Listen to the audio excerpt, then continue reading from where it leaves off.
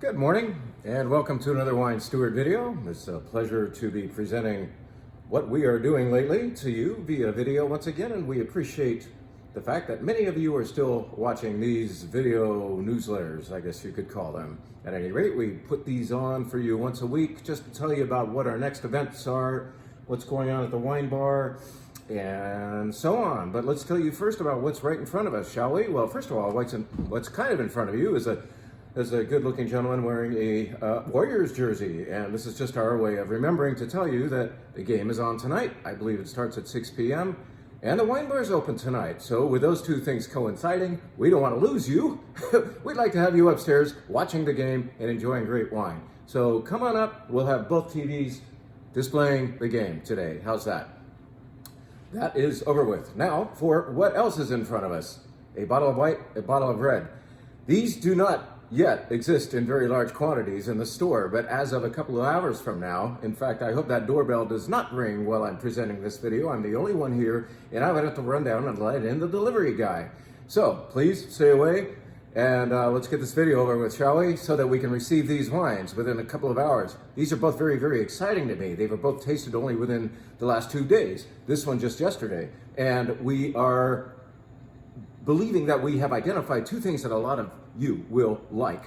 This is a Chardonnay called 2 Squared, which is in fact the second label, kind of the hidden wine of a very well-known Napa Valley concern called Alpha Omega. Many of you have visited there. I think they've been around for 15 or 20 years now, and they're definitely making their claim for producing fantastic Cabernet and Chardonnay and such under the Alpha Omega label.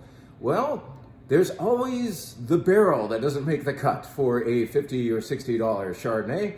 And instead of selling that off to the bulk market, Alpha Omega keeps that wine and moves it to a product like 2 Squared. So here's 2 Squared Chardonnay. This is using Knights Valley fruit. Knights Valley is just above and to the west of the top of the Napa Valley. It's kind of a back way of going over to Healdsburg and Santa Rosa. And it's a fantastic place for growing Cabernet and Chardonnay. And this is testament to that beautiful Chardonnay. And we believe that whereas you've got the name Alpha Omega happening with respect to the production of this wine, there may be in fact a little bit of advice given from world famous winemaker Helen Turley. I'm not sure what the connection is, but I've been told that she has participated a little bit in this. Well, that's exciting. More importantly is to the nose, it's beautiful, opulent Chardonnay. This is not shy. This is not white Burgundy style, all right? We've talked enough about that. Let's tell you about a good old California Chardonnay that is very, very good at doing what California Chardonnay can do, providing generosity, but it is thoughtful generosity happening in the nose of this wine. Once you open it and first get that initial sip in your mouth, you're gonna say, wow, it smelled more opulent than it feels.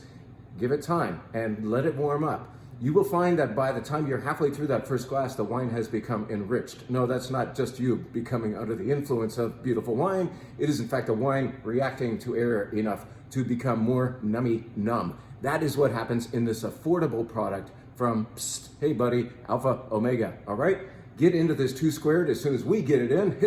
It's also being offered by the glass on the wine bar menu. We asked our rep to please drop off a bottle so we could start that menu off yesterday. So that is why this bottle is here, and it will be joined by about 60 others before the day is out. So Alpha Omega Chardonnay under the label of 2 Squared. Perhaps Helen Turley had something to do with it. It smells like world-class California Chardonnay.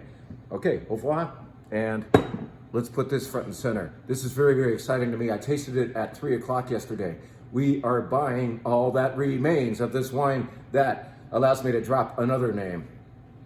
What? You've never heard of Mendelssohn, the composer? Has nothing to do with him, spelled differently anyway. This is Baron Mendelssohn, Russian River Pinot Noir, single vineyard. I can't remember the name of the vineyard. It's on the back and I'd never heard of it. So that's not memorable. What is memorable is who made this wine.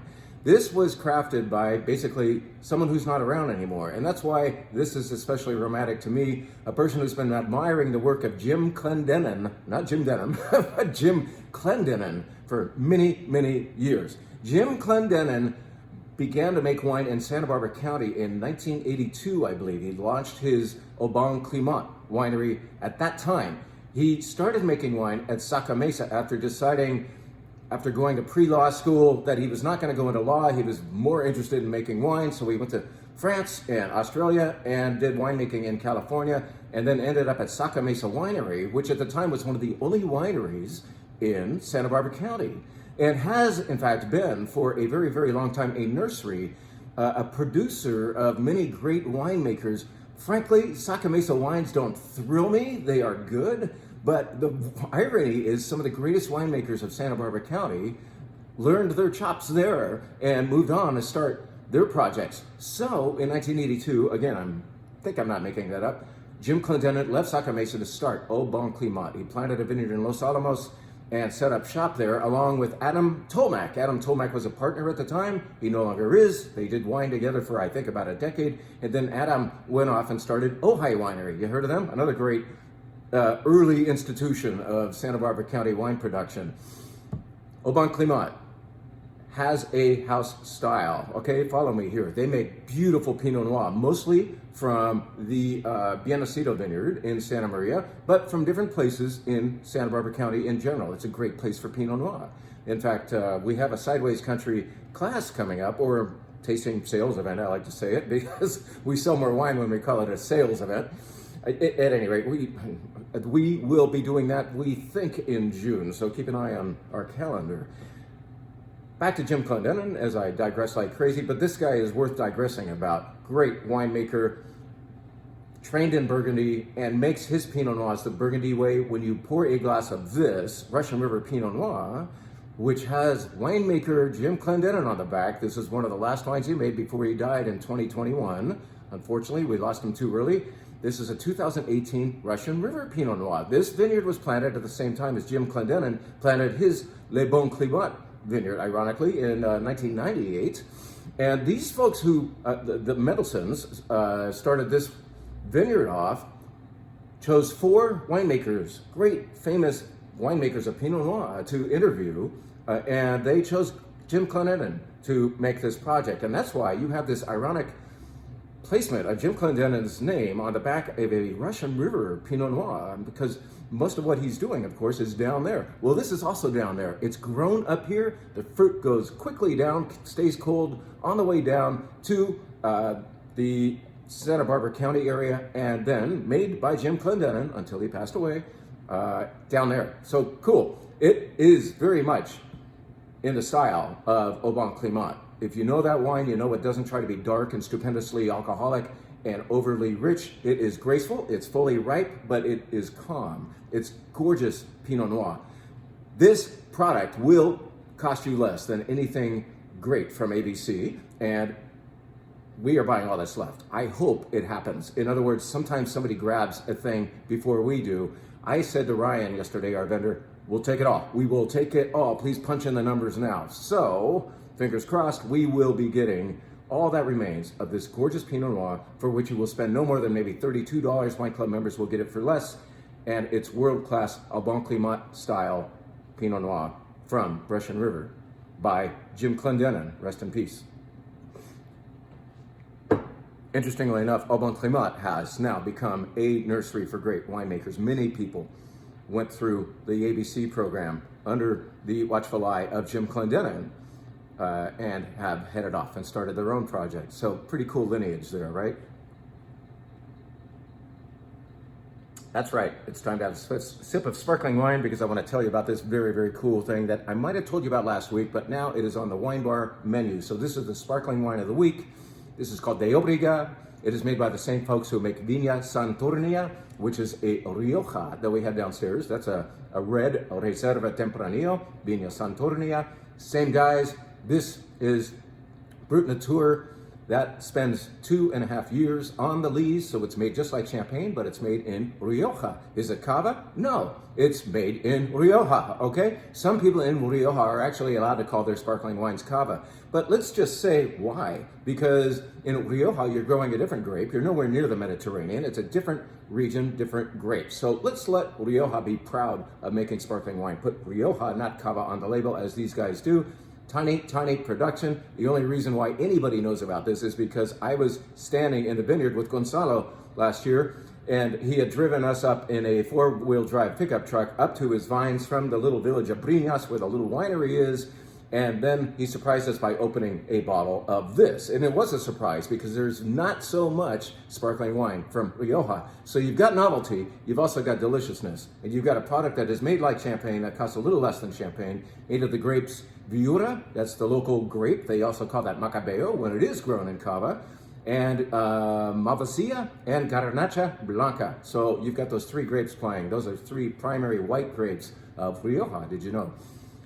Fact is, nobody else in Northern California has this. The only reason why we know about it is because of that trip to Spain last September, and the fact that I have a good relationship with the importer who is based in LA, and he knew my interest of this wine. He only brought 25 cases over to California for the first time ever, and we've collected 5 of those. So pretty cool. Have something that is not only rare, but really, really delicious, as I shall prove once more. Watch. This is proof. Delicious. See? That's the sparkling wine on the wine bar menu. This thing right here, published yesterday. We are crazy. We do a different menu every week. We want to keep you interested and engaged here, so many of you do, in fact, come up every week to see what's new on the menu. And then you taste these and you say, honey, what do you want to take home? And you go downstairs and hopefully don't go straight out the door, but buy some vino, right?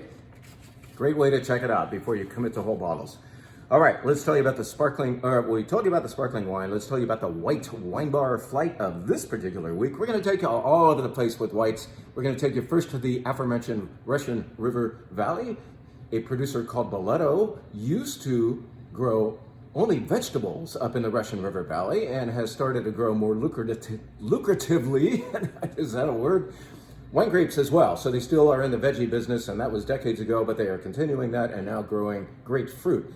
And the nice thing is the value that they provide because they've owned the land for so long, and the family's been in it for generations. So you have a nice Russian River Pinot Gris. You don't see that very often because more often if you can afford to buy a Russian River vineyard property, you're going to commit the property to the more lucrative Pinot Noir grape, right? Well, these guys, like I said, they've already made their money. They're giving back by having an array of very, very good grapes, including Pinot Gris. This is delicious, refreshing, just in time for the sunshine that is not happening. So at any rate, it will, and you will be enjoying this rain or shine, I promise. Beautiful Pinot Gris.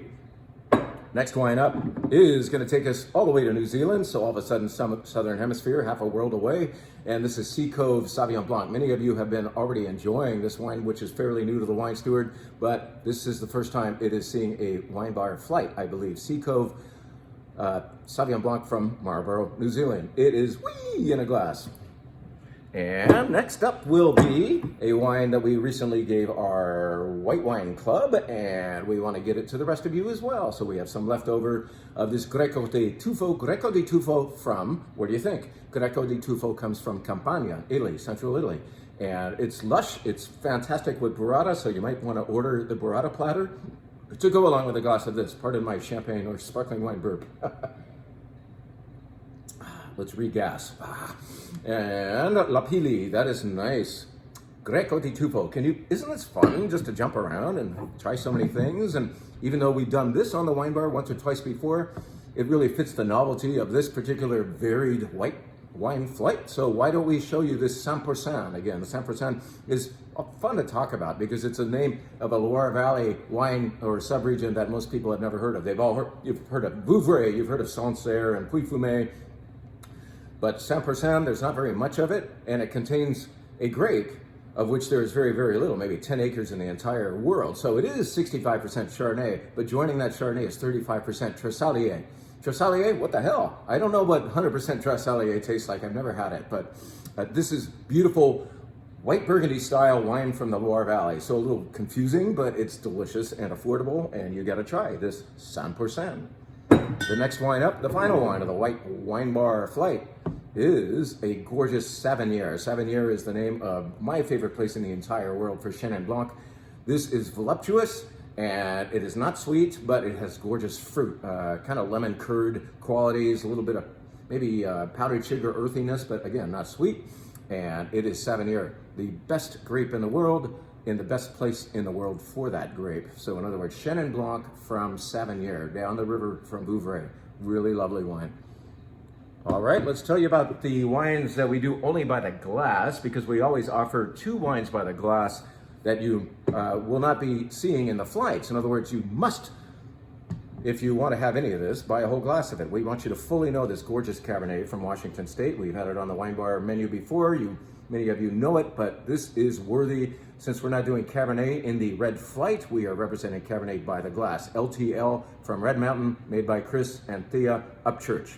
Gorgeous, impactful Cabernet, great value as well. I would say the Napa Valley cannot give you Cabernet of this quality for the price. It is impressive stuff. The white wine, I've already told you about it. So it is that Chardonnay. It is this guy, 2 Squared. We're going to be doing this by the glass. Chardonnay by the glass, 2 Squared, made by Alpha Omega. Perhaps Helen Turley has something to do with it. Hope I'm not getting myself in trouble by saying that, but it's a rumor, okay? And let us tell you now about the red wine flight. I called it the home of the brave flight, especially because, when's the last time we did an all-American red flight? We did something rather eccentric last week. We were jumping all over the place with very fragrant wines that weren't necessarily substantial in feel, but they were beautiful in fragrance. So we're gonna flip from that style to good old American red wine.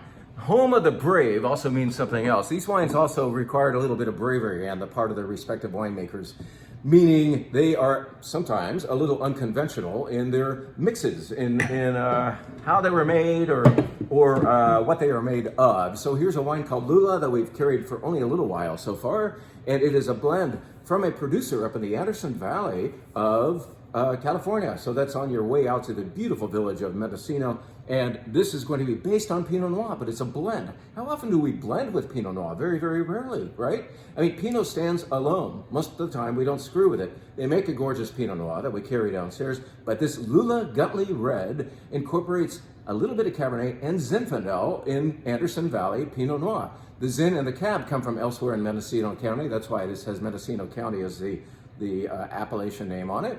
But the base of it is Anderson Valley Pinot Noir. So, as you would expect, it's a very gentle red. That's why we're starting the flight with it, but full flavored. It's got nice roundness to it. Check it out, Lula. It's a beautiful red wine. Took some bravery to make. Home of the brave, right?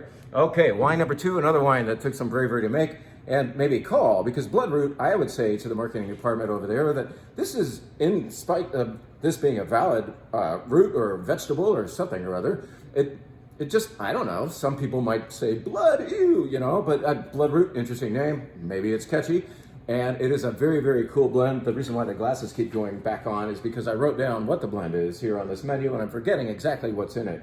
Here you go, Cabernet, Merlot, Grenache, Syrah, and Mourvedre. So another one of those unusual examples of Bordeaux meeting Rhone grape varieties. It's delicious. It's thoughtful, a little more earthy than the Lula, but it also has great fruit. This is made by our old friend, Noah Dorrance, who used to make the Banshee wines before they sold off that brand. So delicious, delicious, delicious. Wine number 3 on the red wine flight is not that. It is this. Oh my God. This is, frankly, the very, very best Barbera I've ever had from California. Now, there's a big misunderstanding about Barbera. An American wine drinker will walk in and say, "Where's your Barberas?"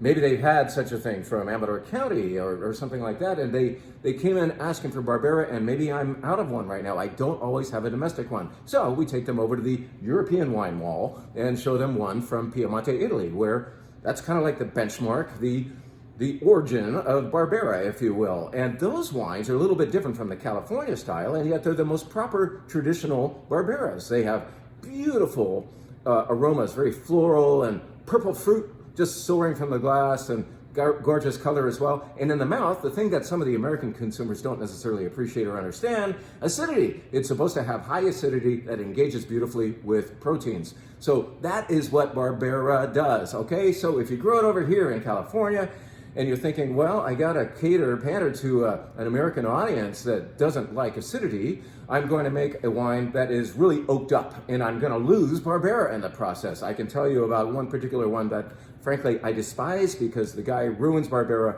with all of the wood he lays onto it. So that is my, like, no, don't do that. Do this. This is Unti up in Dry Creek. The reason why this is so damn good is because they made the hard and heartbreaking decision to drop a lot of fruit every year. So they go through their vineyard and take off perhaps half of the crop before everything's ripe. And that puts more of the vine's energy into the fruit that remains on the vine, and necessarily makes the wine cost a little bit more. This is freaking $40 Barbera. You wine club members get it for $35.99. But I'm just saying, it is worth it because it is archetypical Barbera, as I would call it. It's got California fruit, but it's got the acidity, it's got the framework. This is important Barbera from Unti. Congratulations, guys. Congratulations to you, wine shop people who will actually buy up for state-of-the-art Barbera. I'm hoping you will. Okay.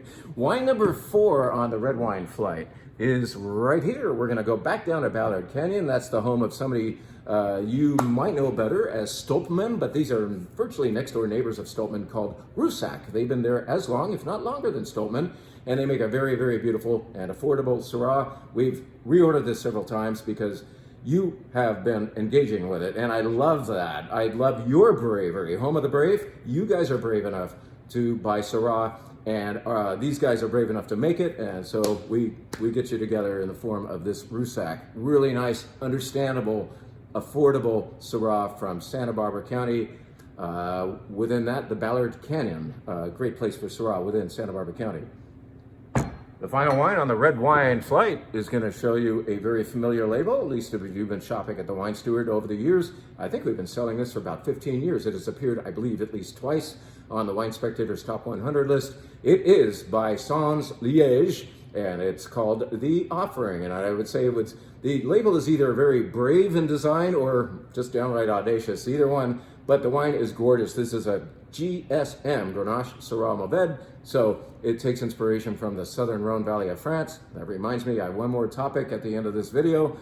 So enjoy this, or enjoy thinking about enjoying it, while I tell you that we still have seats available for next week's event. We have Gregoire Monteau and Paul Durousset, two competing and yet collaborating importers who will stand before you and present the wines of the Rhone Valley of France. This time the emphasis will be the Northern Rhone, so I believe about 2/3 of the wines will be from the Northern Rhone, where great Syrah,